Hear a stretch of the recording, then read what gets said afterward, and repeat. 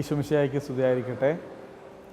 ഞാൻ father Ebin Pappachan Attapparambil OFM Capuchin, Franciscan സന്യാസത്തിലുള്ള Capuchin സഭയിലുള്ള ഒരു വൈദികനാണ് ഞാൻ. വൈദിക പട്ടം സ്വീകരിച്ചിട്ട് 13 വർഷം കഴിഞ്ഞു. 2010 ഡിസംബർ ആയിരുന്നു എൻ്റെ പട്ടം. ഇപ്പോൾ 2023 13 വർഷങ്ങൾ എൻ്റെ വൈദിക വൃത്തി ഞാൻ പൂർത്തീകരിച്ചിരിക്കുകയാണ്.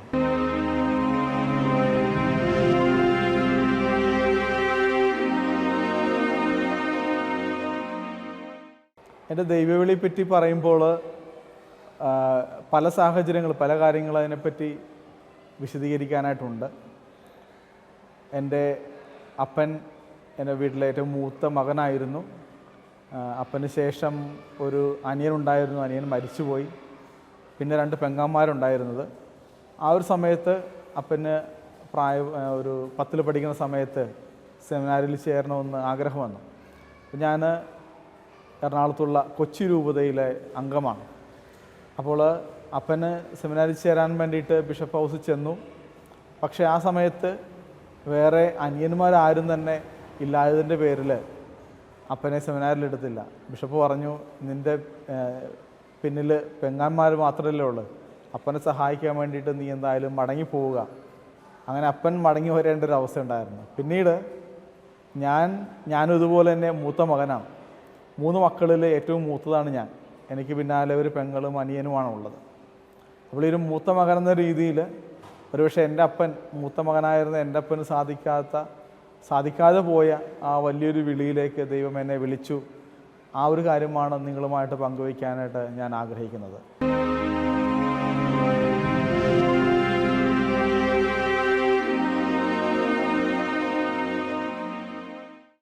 എൻ്റെ നാട് ഒരു ഐലൻഡാണ്, ദ്വീപാണ്. വേമ്പനാട്ട് കായലിൽ എറണാകുളം ജില്ലയുടെ തെക്ക് ഭാഗത്തും ആലപ്പുഴ ജില്ലയുടെ വടക്ക് അറ്റത്തും കോട്ടയം ജില്ലയുടെ പടിഞ്ഞാറ് സൈഡുമായിട്ടൊക്കെ ഇങ്ങനെ ഒരു വേമ്പനാട്ട് കായലിൻ്റെ നടുക്കിൽ ഉള്ള ഒരു ദ്വീപാണ്. പെരുമ്പളം എന്നാണ് ദ്വീപിൻ്റെ പേര്. ഈ പെരുമ്പളം എന്നൊരു ദ്വീപിൽ ഞങ്ങൾ വളരെ കുറച്ച് ക്രിസ്തീയ കുടുംബങ്ങളേ ഉള്ളൂ. എൻ്റെ ഇടവകയിൽ ഏകദേശം 63 കുടുംബങ്ങൾ മാത്രമേ ഉള്ളൂ. അപ്പോൾ ഞങ്ങളൊരു ദ്വീപായിരുന്നത് കൊണ്ടും വിശുദ്ധ കൊച്ചുത്രേസ്യയുടെ നാമത്തിലൊരു ചെറിയൊരു കുരിശുപള്ളിയാണ് ഞങ്ങൾക്കുണ്ടായിരുന്നത്. ഒരു സബ്സ്റ്റേഷനായിരുന്നു. അരൂക്കുറ്റി എന്നറിയപ്പെടുന്ന, പാതുവാപുരം എന്നറിയപ്പെടുന്ന വിശുദ്ധ അന്തോണീസിൻ്റെ നാമധേയത്തിലുള്ള ദേവാലയമായിരുന്നു ഞങ്ങളുടെ ഇടവക ദേവാലയം. എൻ്റെ ബാല്യകാലത്തിൽ ഞങ്ങളുടെ നാട്ടിൽ ഒരു റെസിഡൻറ്റ് പ്രീസ്റ്റ് ഇല്ല. അപ്പോൾ വികാരിയച്ഛൻ ഞങ്ങളുടെ അക്കരയിൽ നിന്നും അച്ഛൻ വന്നിട്ടാണ് കുർബാനകൾ അർപ്പിച്ചുകൊണ്ടിരുന്നത്. അതും ഞായറാഴ്ചകളിലോ എന്തെങ്കിലും വർഷങ്ങളിലുള്ള എന്തെങ്കിലും പ്രത്യേക തിരുനാളുകളിലൊക്കെ മാത്രമേ അവിടെ ദിവ്യബലിയുള്ളൂ. അപ്പോൾ ഞങ്ങളുടെ നാട്ടിൽ ഞാൻ പറഞ്ഞതുപോലെ ഒരു ദ്വീപാണ്. അക്കരെ നിന്ന് അച്ഛനിങ്ങനെ വള്ളത്തിലാണ് വരുന്നത്. അച്ഛനിങ്ങനെ വള്ളത്തിൽ വരുമ്പോൾ അക്കരയിൽ നിന്ന് വരുന്ന വള്ളം നമ്മളിങ്ങനെ ശ്രദ്ധിച്ചുകൊണ്ടിരിക്കുക. എപ്പോഴാണ് ദിവ്യബലി തുടങ്ങുന്നത്, കുർബാന തുടങ്ങുന്നത് ഞായറാഴ്ച നമുക്ക് അറിഞ്ഞുകൂടാ. കാരണം അച്ഛൻ 1-2 ദേവാലയങ്ങൾ അച്ഛനുണ്ട്. അതെല്ലാം കഴിഞ്ഞിട്ടാണ് ഞങ്ങളുടെ നാട്ടിലേക്ക് വരിക. അപ്പോൾ അങ്ങനെ നമ്മൾ കാത്തിരിക്കണം. നമ്മളിങ്ങനെ കാത്തിരിക്കുമ്പോൾ അകലെ നിന്ന് ഒരു വഞ്ചി, പല വഞ്ചികൾ കടന്നു വരുന്നുണ്ടായിരിക്കാം, മീൻ പിടിക്കാൻ വരുന്നവരായിരിക്കാം. പക്ഷേ ഏതെങ്കിലും ഒരു വഞ്ചിയിൽ ഒരല്പം വെളുപ്പ്, അച്ഛൻ്റെ ലോഹയുടെ ഒരു വെളുപ്പ് ഇങ്ങനെ മിന്നി മറയുന്ന നമ്മൾ കാണുമ്പോൾ നമുക്ക് മനസ്സിലാകും ഇത് വികാരിയച്ഛനും വരുന്നതാണ്. അപ്പോൾ അകലെ നിന്ന് ഇങ്ങനെ വികാരിയച്ഛനുമായിട്ട് ഈ വള്ളം അടുക്കും തോറും ഈ വെളുപ്പ് മനസ്സിലാക്കുമ്പോൾ നമുക്ക് മനസ്സിലാക്കുന്നത് വികാരിയച്ഛന് വരുന്ന വള്ളമാണെന്ന് അറിയുമ്പോൾ കപ്പിയാരുടനെ മണിയടിക്കുകയാണ്. അങ്ങനെ മണിയടിക്കുമ്പോൾ ഏകദേശം പള്ളിയുടെ ഏകദേശമൊക്കെ ചുറ്റുപാടാണ് ഞങ്ങൾ ക്രിസ്ത്യൻ കുടുംബങ്ങൾക്കുള്ളത്. അങ്ങനെ എല്ലാവരും തന്നെ പള്ളിയിലേക്ക് വരുന്നു, അങ്ങനെ ദിവ്യബലിയൊക്കെ അർപ്പിക്കുന്നു. അങ്ങനെയാണ്. അപ്പോൾ എന്നെ വളരെയധികം ആകർഷിച്ചൊരു കാര്യം, ഒരു സമൂഹം മുഴുവനും ഒരാൾക്ക് വേണ്ടി കാത്തിരിക്കുകയാണ്. ഒരൊറ്റൊരാൾ, ഒരു വികാരിയച്ഛനാണ്. അപ്പോൾ വികാരിയച്ഛന് വേണ്ടിയിട്ട് ആകാംക്ഷയോടുകൂടെ ആളുകൾ കാത്തിരിക്കുന്നൊരു സംഭവം. ഇതാണ് സത്യത്തിൽ എന്നെ വൈദിക ജീവിതത്തിലേക്ക് ആദ്യം തന്നെ ആകർഷിച്ചൊരു കാര്യം. കാരണം വളരെ പ്രധാനപ്പെട്ടൊരു വ്യക്തിയാണ്. ആ വ്യക്തിക്ക് നമ്മുടെ ജീവിതത്തിൽ വളരെ അധികം പ്രാധാന്യമുണ്ട്. അദ്ദേഹം കടന്നു വരുമ്പോൾ അദ്ദേഹത്തോട് ജനങ്ങളുടെ മനോഭാവം, അദ്ദേഹത്തിന് ജനങ്ങളോടുള്ള സ്നേഹം, ഇതെല്ലാം വളരെ എന്നെ ഒത്തിരി ആകർഷിച്ചൊരു കാര്യമാണ്. എങ്ങനെയാണ് ഒരു മനുഷ്യന്, ഈ ലോഹക്കയത്തുള്ളൊരു മനുഷ്യന് ആളുകളെ ഇനി ഇൻഫ്ലുവൻസ് ചെയ്യാൻ സാധിക്കുക, അവരുടെ സങ്കടങ്ങളെ മായ്ക്കാൻ സാധിക്കുക, അവരുടെ സന്തോഷങ്ങളെ വർദ്ധിപ്പിക്കാൻ സാധിക്കുക. അപ്പോൾ ഇങ്ങനെ പല കാര്യങ്ങൾ ഈ ഒരു അച്ഛൻ ഇങ്ങനെ ചെയ്യുന്ന കാര്യങ്ങൾ എൻ്റെ ജീവിതത്തിൽ ഒത്തിരി ഇങ്ങനെ എന്നെ സ്വാധീനിച്ചു. അപ്പോൾ എനിക്കും വലിയ ആഗ്രഹമായിരുന്നു ഇതുപോലെ മറ്റുള്ളവരെ സ്പർശിക്കാൻ സാധിക്കുന്ന, മറ്റുള്ളവരെ ഇങ്ങനെ സന്തോഷത്തിലേക്ക്, സ്നേഹത്തിലേക്ക്, സമാധാനത്തിലേക്ക് നയിക്കാൻ സാധിക്കുന്ന ഒരാളായിട്ട് എനിക്ക് മാറണം. അതിന് എൻ്റെ മനസ്സ് ഉരുത്തിരിഞ്ഞത് എൻ്റെ വികാരച്ചനെ പോലെ ഒരാൾ തന്നെയാണ്. അങ്ങനെയാണ് വൈദിക വൃത്തിയിലേക്ക്, പൗരോഹിത്യത്തിലേക്ക് എനിക്ക് ആദ്യമായിട്ട് ഒരു ആഗ്രഹവും ഇഷ്ടമൊക്കെ ജനിക്കുന്നത്.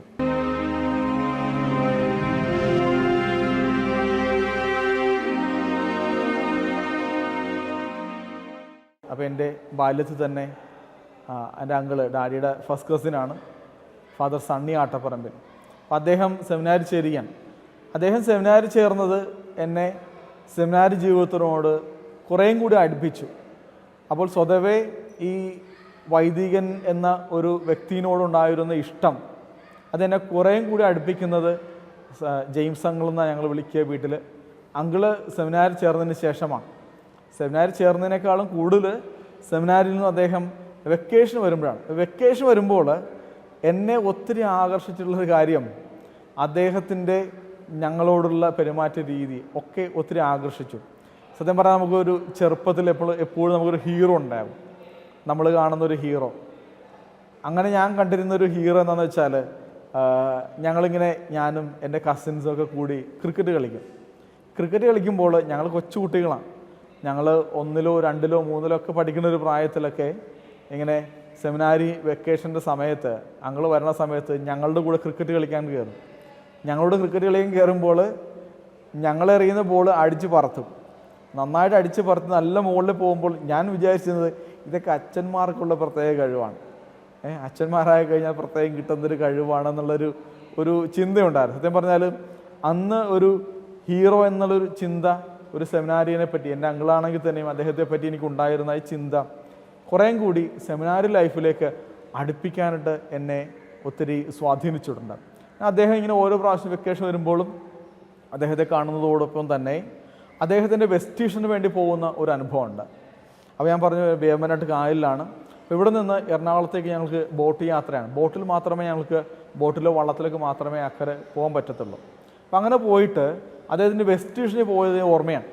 വെസ്റ്റീഷൻ പോയി കഴിയുമ്പോൾ അവിടെ നടന്ന കാര്യങ്ങൾ, ചടങ്ങുകളൊക്കെ ഈ വെസ്റ്റീഷൻ വെള്ള ലോഹ ധരിച്ചുകൊണ്ട് അദ്ദേഹം ഇറങ്ങി വരുന്നതൊക്കെ കാണുമ്പോൾ നമ്മൾ സത്യത്തിൽ നമ്മുടെ ഒരു ആഗ്രഹം ഇതാണ്, ഒരു മാലാഖയെ കണക്കെ നമ്മളും ഇതുപോലെ ഒരു ദിവസം, എനിക്കും ഇതുപോലെ ഒരു ദിവസം ആകണം എന്നൊരു വലിയ ആഗ്രഹം. അങ്ങനെ എൻ്റെ ഹൃദയത്തിലുണ്ടായിരുന്ന ഈ വൈദികനാകണം എന്നൊരാഗ്രഹം കൂടുതൽ അത് തീഷ്ണമോടെ അത് കത്തിജ്വലിക്കാനായിട്ട് തുടങ്ങിയാണ്. പിന്നീട് വൈദിക വൃത്തിയിലേക്ക് കുറേയും കൂടി എന്നെ അടുപ്പിച്ചത് എൻ്റെ ഒരു ഓൾട്ടർ ബോയ് ആയിട്ടുള്ളൊരു ജീവിതമാണ്. ഞാൻ 5ൽ പഠിക്കുന്ന സമയം മുതലാണ് അൾത്താര ബാലകനായിട്ട് ഞാൻ ചേരുന്നത്. ഈ അൾത്താര ബാലകനായിട്ട് ആദ്യ കുർബാനയ്ക്ക് ശേഷമാണ് നമുക്ക് അൾത്താര ബാലകനായിട്ട് കയറാൻ സാധിക്കുള്ളൂ. അപ്പോൾ ആ സമയത്ത് ഉണ്ടായിരുന്നത് പോൾ പുന്നക്കാട്ടുശ്ശേരി എന്ന ഒരു അച്ഛനാണ്. അപ്പോൾ ആ ഒരു സമയം ഏകദേശം ഞങ്ങളുടെ നാട്ടിൽ ഒരു കോൺവെൻറ്റ് വന്നു, ഒരു CTC കർമ്മലീത്ത കോൺവെൻറ്റ് വന്നു. അപ്പോൾ അവിടെ ഒരു കോൺവെൻറ്റ് വന്നതിന് ശേഷം അവിടെ ഒരു ഹോസ്പിറ്റലൊക്കെ ആയിട്ട് അവിടെ തുടങ്ങി.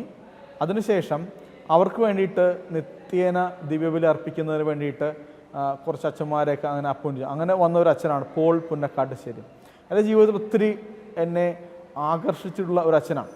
അപ്പോൾ അച്ഛൻ്റെ രീതിയിൽ അച്ഛൻ്റെ ഉപദേശമൊക്കെ ഒത്തിരി എന്നെ ഒരു വളർത്തിയെടുക്കാനായിട്ട് ഇന്ന് സാധിച്ചിട്ടുണ്ട്, എൻ്റെ ദൈവവിളി വളർത്തിയെടുക്കാനായിട്ട്. ചില സമയങ്ങളിൽ അച്ഛൻ പറയും നമുക്ക് നടക്കാൻ പോകാമെന്ന് പറയും. അങ്ങനെ ഞങ്ങൾ നടക്കാനൊക്കെ പോകുമ്പോൾ അച്ഛൻ ഓരോ കാര്യങ്ങളിങ്ങനെ വിശദീകരിച്ച് തരുമ്പോഴൊക്കെ ഒത്തിരി എൻ്റെ ദൈവവിളിയെ അത് പരിപോഷിപ്പിച്ചിട്ടുണ്ട്. ഞാൻ ഓർക്കുന്ന വളരെ മനോഹരമായൊരു കഥയല്ല, സംഭവം ഇതാണ്.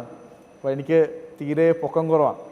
അപ്പോൾ പള്ളിയുടെ തൊട്ടടുത്ത് തന്നെ ഒരു വലിയൊരു പുള്ളിമരമുണ്ട്. ഈ പുള്ളിമരത്തിലാണ് മണി കെട്ടിയിട്ടിരിക്കുന്നത്. ഈ മണി വളരെ പൊക്കത്തിലാണ് ഈ മണിയുടെ കയർ ഉള്ളത്. അപ്പോൾ ചില ചേട്ടന്മാരൊക്കെ ചില ദിവസമൊക്കെ വന്നിട്ട് ഇങ്ങനെ മണിയടിക്കാനായിട്ട് നോക്കും. അപ്പോൾ ഈ മണിയടിക്കാൻ നോക്കുമ്പോൾ എനിക്കും മണിയടിക്കണമെന്ന് ആഗ്രഹമുണ്ട്, പക്ഷേ എനിക്ക് കൈയെത്തത്തില്ല, പൊക്കം കുറവായിരുന്നു. അപ്പോൾ ഒരു ദിവസം ഈ ചേട്ടന്മാർ മണിയടിക്കുന്ന സമയത്ത് ഞാൻ പറഞ്ഞു എനിക്കൊന്ന് മണിയടിക്കണം. അപ്പോൾ ഇവരെന്ത് ഒരു ചേട്ടൻ എന്നെ എടുത്ത് ഉയർത്തി കഴിഞ്ഞപ്പോൾ ഞാനിങ്ങനെ മണിയിൽ തൂങ്ങിക്കിടക്കും. മണിയിൽ തൂങ്ങിക്കിടന്ന് അടിക്കുന്ന സമയത്ത് അച്ഛൻ വന്നു. അച്ഛൻ വന്നു കഴിഞ്ഞപ്പോൾ എല്ലാവരും കൂടി ഓടിക്കളഞ്ഞു. പക്ഷേ എനിക്ക് മാത്രം രക്ഷപ്പെടാൻ പറ്റും. ഞാൻ മണിയിൽ തൂങ്ങിക്കിടക്കുക. എന്ത് ചെയ്യും? അത് അച്ഛൻ പതിയെ വന്നിട്ട് എന്നെ പിടിച്ച് പതിയെ ഇറക്കി ഒരു നുള്ളക തന്നു. പക്ഷേ ആ നരസിംഹൻ പറഞ്ഞ്, നീ എന്തിനാണ് ഈ മണിയടിക്കുന്നവനകത്തിരുന്നത്? മണിയടിക്കുന്നവർ കപ്പ്യാരല്ലേ, നീ മണിയടിക്കുന്നവനല്ല ആകേണ്ടത്. മണിയടിക്കുന്ന കപ്പ്യാരെ നിന്നെ നോക്കുന്ന ഒരു വൈദികനായിട്ട് നീ മാറണം എന്ന് അച്ഛൻ പറയുകയാണ്. അവിടെ അച്ഛൻ എന്നോട് പറഞ്ഞ അന്ന് നൽകിയൊരു പ്രോമിസാണ്. പക്ഷേ നീ അച്ഛനായ നിനക്ക് ഞാൻ നൽകുന്നൊരു ഗിഫ്റ്റ് എന്താണെന്ന് വെച്ചാൽ ഒരു സ്റ്റൂളായിരിക്കും. കാരണം പൊക്കം കുറവായത് കാരണം അൾത്താരയിലേക്ക് എൻ്റെ കൈയെത്താനായിട്ട്, എൻ്റെ തലയെത്താനായിട്ട്, ശിരസെത്താനായിട്ട് സ്റ്റൂള് തരാം എന്നാണ് അച്ഛൻ ഒരു പ്രോമിസ് ചെയ്തത്. എന്തായാലും അച്ഛൻ തമാശ രൂപേണ അത് പറഞ്ഞെങ്കിലും വളരെ മനസ്സിൽ അത് ഒത്തിരി എന്നെ ആകർഷിച്ച ഒരു കാര്യമാണ്. ഇപ്രകാരം ഒരു സെമിനാരിയിൽ ചേർന്ന് ഒരു വൈദികനായി തീരുക എന്നുള്ള എൻ്റെ ഒരു ആഗ്രഹം.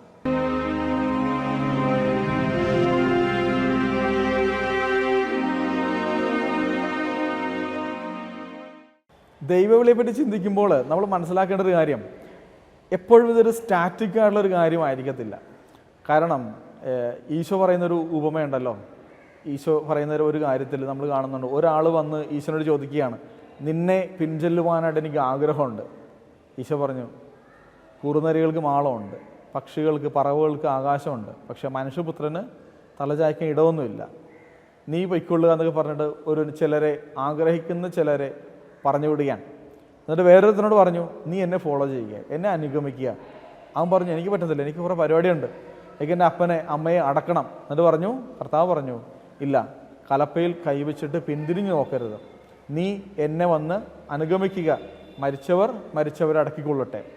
ഇത് നമ്മൾ സൂചിപ്പിക്കുന്നൊരു കാര്യം, ദൈവവിളിയിലേക്ക്, ദൈവവിളി പലതുണ്ട്. കുടുംബജീവിതം ദൈവവിളിയാണ്, സന്യാസം ദൈവവിളിയാണ്, ഏകസ്ഥ ജീവിതം ദൈവവിളിയാണ്, അങ്ങനെ പലതരം ദൈവവിളിയുണ്ട്. എങ്കിലും സന്യാസവും ദൈവിക വൃത്തി, വൈദിക വൃത്തി എന്നുള്ള ഒരു ദൈവവിളിയിലേക്ക് ഒരാൾ തിരഞ്ഞെടുക്കപ്പെടുകയാണ്, സ്വയം അവരോധിക്കുകയല്ല. അതാണ് ഹെബ്രായർക്കാർക്ക് എഴുതിയ ലേഖനത്തിൽ കൃത്യമായിട്ട് പറയുന്നുണ്ട്, ആരും സ്വയം പുരോഹിതനായി അവരോധിക്കുകയല്ല, മറിച്ച് അവൻ തിരഞ്ഞെടുക്കപ്പെടുകയാണ്, കർത്താവിനാൽ തിരഞ്ഞെടുക്കപ്പെടുകയാണ്. നമ്മുടെ ആരുടെയും കഴിവല്ല, നമ്മുടെ യോഗ്യതയല്ല, മറിച്ച് കർത്താവ് തിരഞ്ഞെടുക്കുകയാണ്. അപ്പോൾ ഇങ്ങനെ തിരഞ്ഞെടുക്കപ്പെടുന്നൊരവസ്ഥയിൽ എപ്പോഴും ചില ചഞ്ചലതകൾ സംഭവിക്കാൻ ഇടയുണ്ട്.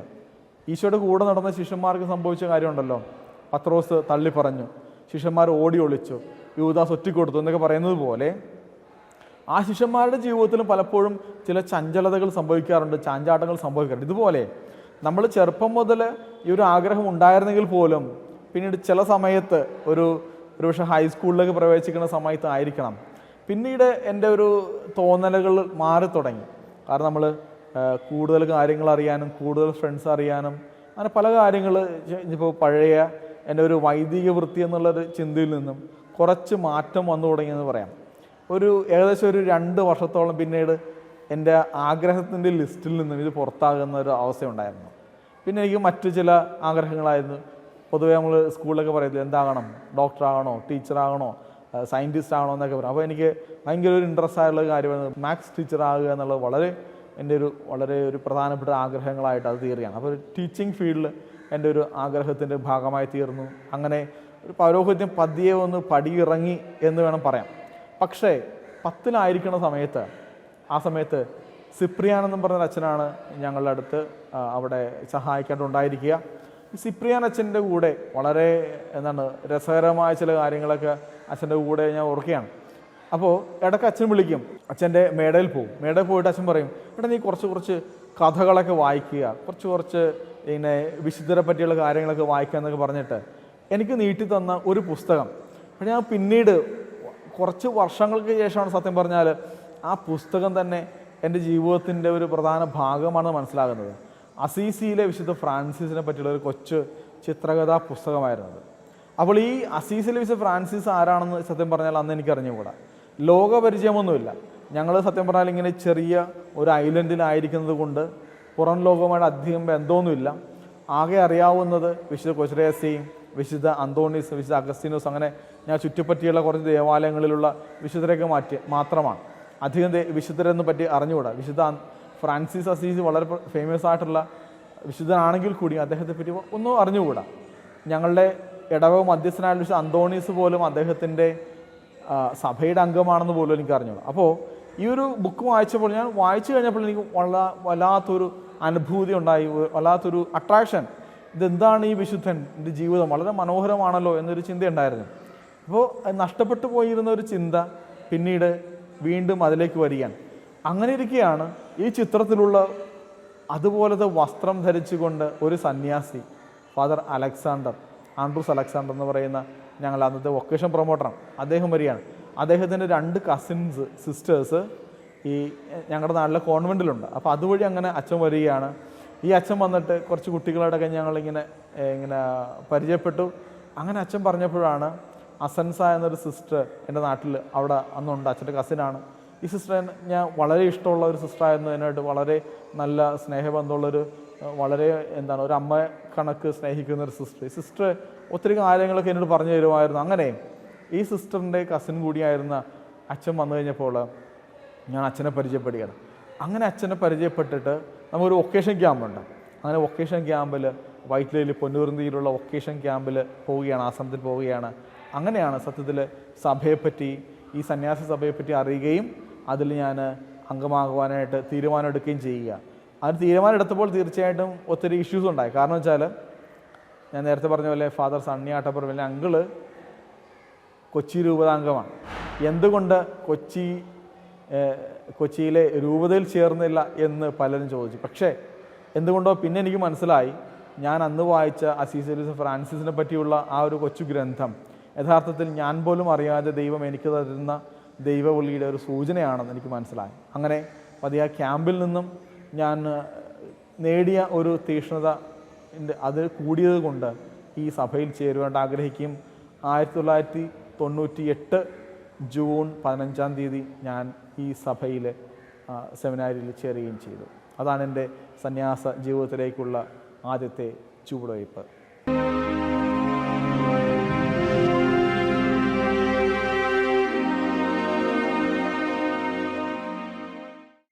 ദൈവവിളിയെ പറ്റി നമ്മൾ പറയുമ്പോൾ ദൈവവിളി എന്താണ് എന്ന് നമ്മൾ കൃത്യമായിട്ട് മനസ്സിലാക്കേണ്ടത് ആവശ്യമുണ്ട്. ദൈവത്തിൻ്റെ മാർഗത്തിൽ നമ്മൾ നടക്കാനായിട്ട് ദൈവം നമ്മളോട് പറയുന്ന ഒരു കമാൻഡ് എന്ന് പറയാവുന്ന ഒരു കാര്യത്തെയാണ് നമ്മൾ ദൈവവിളി എന്ന് പറയുക. അപ്പോൾ ദൈവവിളിയുടെ ഏറ്റവും പ്രധാനപ്പെട്ട കാര്യം എന്താണെന്ന് വെച്ചാൽ ഈശോ നമ്മളോട് ആവശ്യപ്പെടുന്ന പോലെ നമ്മൾ വിശുദ്ധിയിൽ ജീവിക്കുക. അതിൽ കവിഞ്ഞ് മറ്റൊരു ദൈവവിളി ഇല്ല. യഥാർത്ഥത്തിൽ ദൈവവിളിയുടെ ഏറ്റവും പ്രധാനപ്പെട്ട പരമപ്രധാനമായ കാര്യം ഒറ്റ വാക്കിൽ ഈശോ പറഞ്ഞ പോലെ സ്നേഹം, അല്ലേ? ഏറ്റവും ഉപരിയായി, എല്ലാറ്റിനും ഉപരിയായി ദൈവത്തെ സ്നേഹിക്കുക, നിന്നെപ്പോലെ നിൻ്റെ അയൽക്കാരനെ സ്നേഹിക്കുക. ഇതിൽ കവിഞ്ഞ് മറ്റൊരു നിയമവുമില്ല എന്ന് വചനം നമ്മൾ പറയുമ്പോൾ അതുതന്നെയാണ് നമ്മുടെ ദൈവവിളി.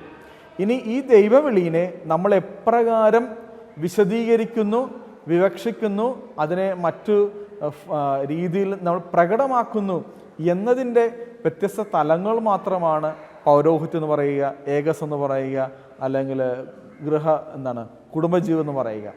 ഇതെല്ലാം ദൈവവിളിയുടെ വ്യത്യസ്തങ്ങളായ തലങ്ങൾ മാത്രമാണ്. ഏറ്റവും പ്രഥമമായ കാര്യം എന്താണ്? സ്നേഹിക്കുക, മറ്റുള്ളവരെ സ്നേഹിക്കുക, ദൈവത്തെ എല്ലാറ്റിനും ഉപരിയായി സ്നേഹിക്കുക. ഇതാണ് ദൈവവിളിയുടെ ഏറ്റവും പ്രധാനപ്പെട്ട കാര്യം. ഇനി ഇത് പ്രകടമാക്കുന്ന രീതിയിലുള്ള ഒരു വ്യത്യസ്തത അത് ദൈവം നമ്മളോട് നൽകുന്ന ഒരു കാര്യമാണ്. ഞാൻ ഓർക്കുന്നു, ഞാൻ പറഞ്ഞു 1998 ജൂൺ 15 ഞങ്ങൾ സെമിനാരിൽ ചേർന്നത് 56 പേരാണ്. അപ്പോൾ 56 പേരോട് കൂടെ ഞങ്ങളുടെ ആ ബാച്ച് ആരംഭിക്കാം. പക്ഷേ 2 ദിവസം കഴിഞ്ഞപ്പോൾ തന്നെ ഒരുത്തൻ പറഞ്ഞു, ഇതെന്താണ് ഇവിടെ ഉപ്പുമാവാണല്ലോ, ഈ ഉപ്പുമാവ് എനിക്ക് കഴിക്കാൻ ഇഷ്ടമില്ല എന്ന് പറഞ്ഞ് പോയി. അങ്ങനെ പല കാരണങ്ങൾ കൊണ്ട് പലരായിട്ട് 13 വർഷം നീണ്ട ഈ വലിയ ഫോർമേഷൻ പീരീഡിൽ സന്യാസത്തിലേക്കുള്ള വൈദിക വൃത്തിയിലേക്കുള്ള ഈ ഒരു സെമിനാരി ജീവിതത്തിൽ പല വ്യക്തികളും കടന്നുപോയി എന്നുള്ളതാണ്. അപ്പോൾ ഇതാരും കടന്നു പോകുന്നത് യഥാർത്ഥത്തിൽ അതും ദൈവത്തിൻ്റെ ഒരു പദ്ധതി തന്നെയാണ്. അതാണ് ഈശോ പറയുന്നത്, വിളിക്കപ്പെട്ടവർ നിരവധി, പക്ഷേ തിരഞ്ഞെടുക്കപ്പെട്ടവർ ചുരുക്കം. ഈശോയുടെ കൂടെ ഒത്തിരി പേരുണ്ടായിരുന്നില്ലേ? ഈശോയുടെ കൂടെ ഒത്തിരി പേരുണ്ടായിരുന്നു. യോഹന്നാന്റെ സുവിശേഷം 6-ാം അധ്യായത്തിൽ നമ്മൾ കാണുന്ന കാര്യമാണ്. അവൻ്റെ ചുറ്റിപ്പറ്റി വലിയൊരു ജനക്കൂട്ടം തന്നെയുണ്ട്, ശിഷ്യന്മാരുടെ വലിയൊരു ജനക്കൂട്ടം. പക്ഷേ ഈശോയുടെ ചില കാര്യങ്ങൾ ഈശോ തുറന്നു പറഞ്ഞപ്പോൾ അത് മനസ്സിലാക്കാൻ, അംഗീകരിക്കാൻ അവർക്ക് സാധിക്കാത്തത് കൊണ്ട് അവരിൽ ചിലർ മടങ്ങിപ്പോയി എന്നാണ് പറയുക. അപ്പോൾ ഇത് യഥാർത്ഥത്തിൽ നമ്മൾ ദൈവത്തോട് പറയുന്ന ഈ ഹീബ്രുവിലെ ഹിന്നനി, ഇതാ ഞാൻ, പരിശുദ്ധ കന്യാമറിയം പറഞ്ഞ പോലെ ഇതാ ഞാൻ. എല്ലാ പ്രവാചകന്മാരും എല്ലാ രാജാക്കന്മാരും എല്ലാവരും ഒക്കെ ഇങ്ങനെ പറയുന്ന കാര്യം, ഇതാ ഞാൻ നിൻ്റെ ഇഷ്ടം എന്നിൽ നിറവേറട്ടെ. ഇതുപോലെയാണ് ദൈവത്തിൻ്റെ ഇഷ്ടം എന്നിൽ നിറവേറട്ടെ എന്ന് നമ്മൾ അമേൻ എന്ന് തുറന്നു പറയാൻ നമുക്ക് സാധിക്കുന്നിടത്താണ് യഥാർത്ഥത്തിൽ ദൈവവിളിയുടെ വിജയമെന്ന് പറയാം. അപ്പോൾ ദൈവവിളി പല രീതിയിലുണ്ട്, പല മേഖലകളിലുണ്ട്. ഈ മേഖലകളിലേക്ക് ഒരുപക്ഷെ നമ്മളെ ദൈവം വിളിച്ചാൽ തന്നെയും അതിന് നമ്മൾ നൽകുന്ന പ്രത്യുത്തരത്തിനനുസൃതമായിട്ടാണ് അതിന് വിജയം ഇരിക്കുക. ഓക്കെ, അപ്പോൾ ദൈവവിളിയെ നമ്മൾ മനസ്സിലാക്കേണ്ടത് പല ഘടകങ്ങളിലാണ്. ഈ ഘടകങ്ങളിൽ തന്നെയും ഒരു ഘടകത്തിലേക്ക് പലര് വിളിക്കപ്പെട്ടാലും അവരെപ്രകാരം അതിനോട് പ്രത്യുത്തരിക്കുന്നു എന്നതിനനുസരിച്ചിട്ടാണ് അതിൻ്റെ വിജയവും തോൽവിയും ഉണ്ടായിരിക്കുക. ഒരുപക്ഷെ കുറച്ച് പേര് അതിൽ വിജയിച്ചേക്കാം. അങ്ങനെ ഞങ്ങൾ 18 പേരാണ് അച്ഛന്മാരായത്. ബാക്കിയെല്ലാവരും 56 പേരിൽ ബാക്കിയെല്ലാവരും കൊഴിഞ്ഞുപോയി. പക്ഷെ അതുകൊണ്ട് അവരർത്ഥം അവർക്ക് ദൈവവിളി ഇല്ലെന്നല്ല, മറിച്ച് ദൈവവിളിയുടെ മറ്റ് തലങ്ങളിലേക്ക് അവർ പോവുകയാണ്. കുടുംബ ജീവിതം എന്നൊരു ദൈവവിളിയിൽ വളരെ മനോഹരമായിട്ട് കുടുംബസ്ഥരായിട്ട് ജീവിക്കുന്ന ഞങ്ങളുടെ ഫ്രണ്ട്സ് ഉണ്ട്. അപ്പോൾ അങ്ങനെ ദൈവവിളി എന്നത് ദൈവത്തെ സ്നേഹിക്കുക, സഹോദരരെ സ്നേഹിക്കുക എന്നതാണ് ഏറ്റവും പ്രധാനപ്പെട്ട കാര്യം. ഒരു വൈദിക വൃത്തി എന്ന് തന്നെ പറഞ്ഞാൽ തന്നെയും അത് ഒരു പുരോഹിതൻ എന്ന രീതിയിൽ ഈ സ്നേഹത്തെ ജീവിക്കാൻ മറ്റുള്ളവരെ പ്രചോദിപ്പിക്കുക, അവരെ പഠിപ്പിക്കുക എന്ന വലിയ ഒരു ദൗത്യം തന്നെയാണ്.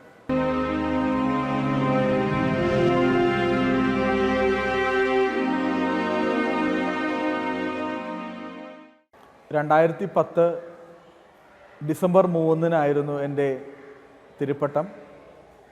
അതിനുശേഷം ഞാൻ ആദ്യമേ എന്നെ അപ്പോയിൻറ്റ് ചെയ്യുന്നത് കൊല്ലത്ത് അഞ്ചലിലുള്ള ഞങ്ങളൊരു ആശ്രമത്തിലാണ്. അപ്പോൾ അഞ്ചലിലുള്ളൊരു ആശ്രമത്തിൽ എന്നെ ഞങ്ങളുടെ അന്നത്തെ പ്രൊവിൻഷ്യൽ അച്ഛൻ എന്നോട് പറഞ്ഞു, നീ അവിടെ പോയി ചാർജ് എടുക്കുക.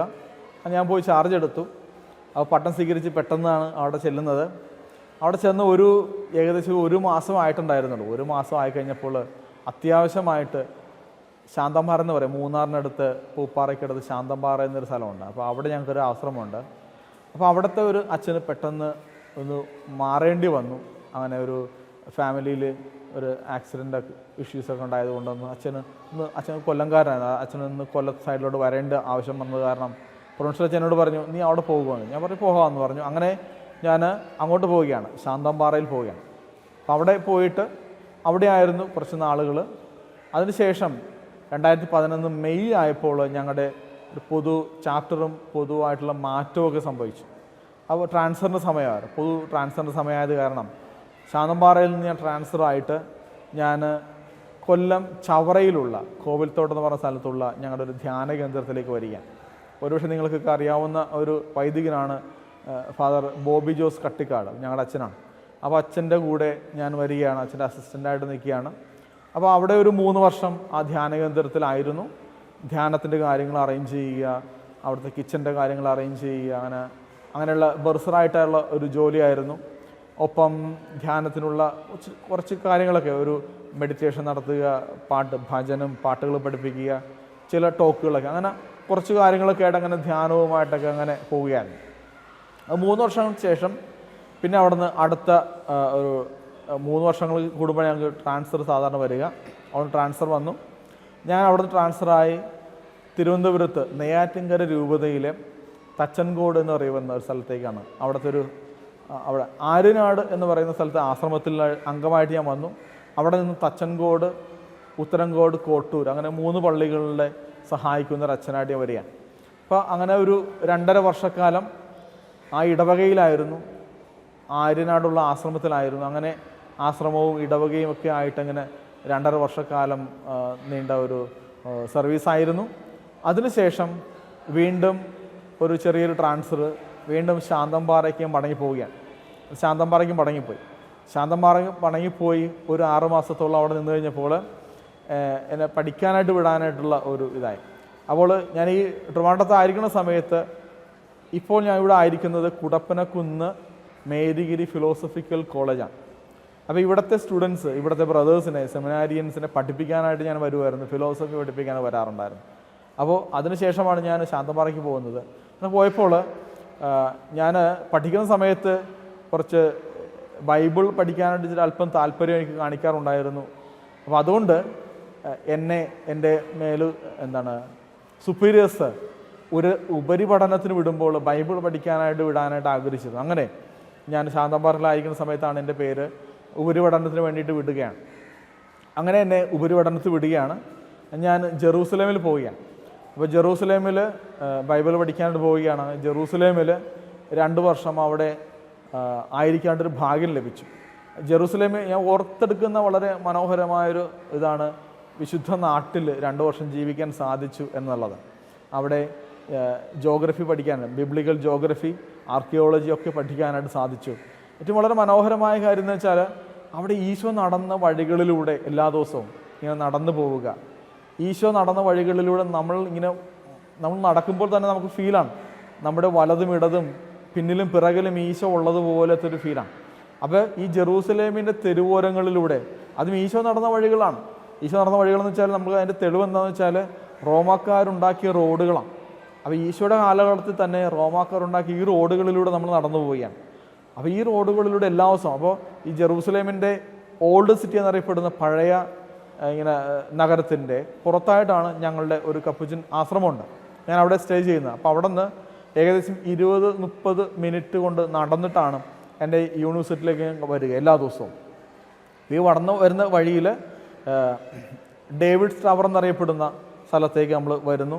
അവിടെ നിന്ന് ഇങ്ങനെ നടന്ന് കാൽവരിയിൽ വരുന്നു. കാൽവരിയിൽ നിന്നും താഴേക്ക് ഇറങ്ങി ചെന്നിട്ടാണ് അന്റോണിയോസ് ഫോർട്ട് എന്ന് പറയുന്ന സ്ഥലത്ത് ചെല്ലുകയാണ്. അപ്പോൾ അവിടെ ചെന്നിട്ടാണ് ഈശോ ഈ കുരിശിൻ്റെ വഴി ആരംഭിക്കുന്നൊരു ഇടമെന്നൊക്കെ പറയുന്ന സ്ഥലത്തേക്ക്. അവിടെയാണ് എൻ്റെ സ്തുതിയും ബിബ്ലിക്കും ഫ്രാൻസിസ്കാനും എന്ന SBF എന്നറിയപ്പെടുന്ന എൻ്റെ ഫ്രാൻസിസ്കൻ യൂണിവേഴ്സിറ്റിയിലാണ് ഞാൻ പഠിച്ചത്. അപ്പോൾ അവിടേക്ക് പോവുകയാണ്. അപ്പോൾ ഇത് സത്യം പറഞ്ഞാൽ വളരെ പ്രധാനപ്പെട്ടൊരു ജീവിത അനുഭവമാണ്. കാരണം അവിടെ പിൽഗ്രീംസ് ആയിട്ട് പോകുന്ന ഒത്തിരി പേരുണ്ട്. പക്ഷേ നമ്മൾ പിൽഗ്രീമായിട്ടല്ല, 2 വർഷം അവിടെ ജീവിക്കാനായിട്ട് സാധിച്ചത് വളരെ നല്ലൊരു എക്സ്പീരിയൻസ് ആയിട്ട് ഞാൻ ഫീൽ ചെയ്യുകയാണ്. ഞാൻ എപ്പോഴും ഓർത്തെടുക്കുകയാണ്. അതിനേക്കാളും വളരെ പ്രധാനപ്പെട്ട കാര്യം, ഒരു പുരോഹിതൻ എന്ന രീതിയിൽ നമ്മൾ ബലിയർപ്പിക്കുന്ന ചില സ്ഥലങ്ങൾ അത് ഈശോയായിട്ട് ബന്ധപ്പെടുമ്പോൾ ഏറ്റവും പ്രധാനപ്പെട്ട ചില കാര്യമാണ്. കാൽവരിയിൽ ഈശോനെ കുരിശ് തറച്ച ഇടത്ത് ബലിയർപ്പിക്കാനായിട്ട് 10-45ഓളം പ്രാവശ്യം ബലിയർപ്പിക്കാനായിട്ട് സാധിച്ചിട്ടുണ്ട്.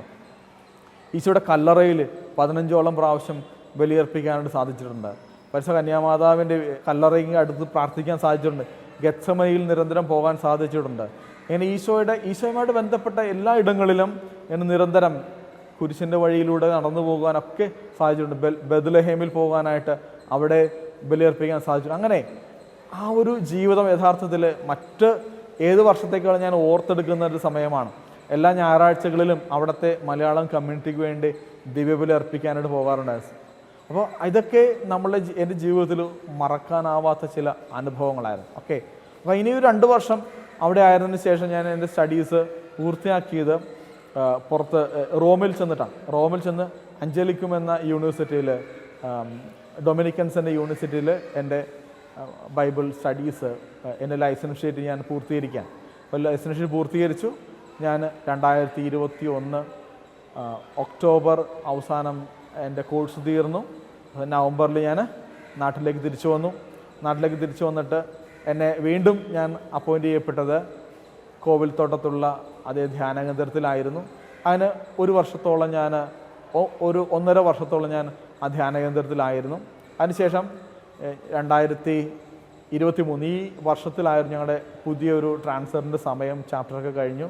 അങ്ങനെ ഞാൻ ഇവിടെ ട്രിവാൻഡ്രം കുടപ്പനക്കുന്ന് മേരിഗിരി ആശ്രമത്തിലേക്ക് മടങ്ങി ഇവിടെ വീണ്ടും എത്തിയിരിക്കുകയാണ്. ഇവിടെ ഞാൻ പഠിച്ചു പോയ ഒരു സ്ഥലമാണ്, ഒരു ഫിലോസഫി ഞാൻ പഠിച്ചത് ഇവിടെയാണ്. അപ്പോൾ ഞാൻ ഇവിടേക്ക് ഒരു മെമ്പർ എന്ന രീതിയിൽ, വൈദികൻ എന്ന രീതിയിൽ ആദ്യമായിട്ടാണ് അപ്പോയിൻമെൻറ്റ്.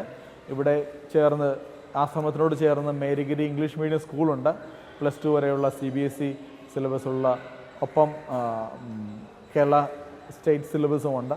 അപ്പോൾ അതിൻ്റെ ഒരു മാനേജറായിട്ടാണ് ഇപ്പോൾ ഞാൻ അപ്പോയിൻറ്റ് ചെയ്യപ്പെട്ടിരിക്കുക. അതാണ് ഇപ്പോൾ ഇതുവരെയുള്ള എൻ്റെ ഒരു ജീവിതത്തിൻ്റെ ഈ 13 വർഷ കാലഘട്ടത്തിൽ സംഭവിച്ച കാര്യങ്ങൾ.